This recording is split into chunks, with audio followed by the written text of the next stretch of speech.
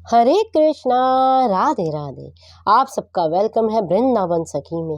I hope आप सब खुश होंगे, बढ़िया होंगे और हमारी तरह ठाकुर जी की सेवा में मदमस्त होंगे और ठाकुर जी की कृपा का अनुभव भी कर रहे होंगे। तो फ्रेंड्स, जैसे कि आप लोग जानते हैं कि एकादशी आने वाली है, यानी कामदा एकादशी। चैत्र मास की शुक्ल पक्ष में जो एकादशी आती है उसे कहा जाता है कामदा एकादशी। तो कामदा एकादशी इस बार है कब? इसकी डेट को लेके बड़ा ही असमंजस है हमारे मन में।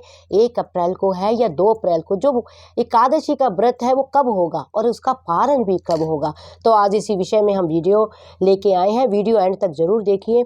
तो फ्रेंड्स, जैसे मैंने अभी आपको बताया कि कामदा एकादशी जो है बड़ी ही पावन एकादशी। आप लोग जानते हैं कि साल में 24 एकादशी आती हैं और कभी कभी अधिक मास आता है तो 26 एकादशियाँ भी होती हैं।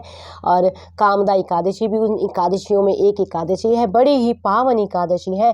कामदा एकादशी का जो व्रत करता है, मैंने संतों की वाणी से सुना है, उसकी सब कामनाएं पूरी होती हैं। जिसका नाम ही कामदा एकादशी है वो कामनाओं को पूरी करने वाली एकादशी है। और कहते हैं पाप मुक्त करती है एकादशी। कामदा एकादशी का व्रत करने वाला व्यक्ति वो सब कर्मों के बंधन से छूट जाता है, यानी पुण्य पाप के बंधनों से छूट जाता है। उसे किसी प्रकार का पुण्य पाप का भुगतान नहीं करना पड़ता और कामनाओं को पूरी करती है। और जो सौभाग्यवान स्त्रियां होती हैं, यानी ब्याहता स्त्रियां होती हैं, कामदा एकादशी का व्रत करती हैं, कामदा एकादशी का पूजन करती हैं, कामदा एकादशी के व्रत का पालन करती हैं, कहते हैं उसे अटल सुहाग मिलता है, उसके पति की लंबी आयु होती है, सौभाग्य वृद्धि उसकी होती है, घर में खुशियां आती हैं, सुख सौभाग्य बढ़ता है। तो बड़ी ही पावन है कामदा एकादशी। कामदा एकादशी का जो व्रत करता है हर बंधन से छूट जाता है, हर कर्मों से छूट जाता है, सुख समृद्धि, सबसे बड़ी बात मन की शांति इसको प्राप्त होती है। तो जो कामदा एकादशी है उसका व्रत किस प्रकार करना है और उसकी तिथि कौन सी है? तो सबसे पहले हम बात करेंगे कामदा एकादशी कब है। तो देखिए, जो कामदा एकादशी है 1 अप्रैल सुबह 4:30 से शुरू होकर 2 अप्रैल सुबह 4:19 पे उसका समापन होगा। लेकिन इस बार जो इसका व्रत है वो दोनों दिन ही किया जाएगा, यानी 1 अप्रैल को भी व्रत किया जाएगा और 2 अप्रैल को भी व्रत किया जाएगा। 1 अप्रैल को जो व्रत करेंगे जो समस्त जन होते हैं वो 1 अप्रैल को व्रत करते हैं। और जो वैष्णव जन है, यानी वैष्णव किसे कहते हैं? वैष्णव जो नाम दीक्षित होते हैं, जो किसी संप्रदाय से बिलोंग करते हैं। आप लोग जानते हैं हमारे यहाँ 4 संप्रदाय हैं। किसी भी संप्रदाय से जो बिलोंग करते हैं या जो नाम दीक्षा उन्होंने ले रखी होती है वो होते हैं वैष्णव जन। तो जो वैष्णव जन है 2 तारीख को व्रत करेंगे, यानी आप दोनों तारीख को व्रत कर सकते हैं, 1 और 2 को। और जो इसका पालन है, जो तो 1 अप्रैल को व्रत करेंगे वो तो पारण करेंगे 2 अप्रैल दोपहर 1:40 से लेकर शाम 4:10 पे। और जो 3 अप्रैल को व्रत करेंगे वो पारण करेंगे, 2 अप्रैल को जो व्रत करेंगे वो पारण करेंगे 3 अप्रैल को सुबह 6:09 से लेकर 6:24 पर। तो दोनों ही दिन बड़े ही पावन दिन है एकादशी के।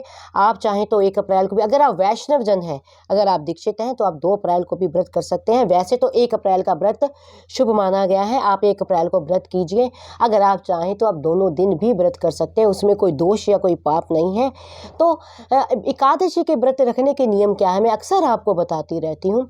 एकादशी का जो हमने व्रत करना है, सुबह सुबह हमने स्नान करना है, मंगला में उठना है, स्नान करना है। आपके घर में अगर नारायण भगवान, जो एकादशी के व्रत होते हैं नारायण भगवान को समर्पित होते हैं, अगर आपके घर में नारायण भगवान का प्रतिमा है तो आप उनको भी आप स्नान कराएं, श्रृंगार करें। अगर नहीं तो आपके घर में गोपाल जी होंगे, शालीग्राम जी होंगे, तो उनको भी उठाइए, उनको भी स्नान कराइए, श्रृंगार इत्यादि भोग दीजिए ठाकुर जी को और व्रत का संकल्प लीजिए।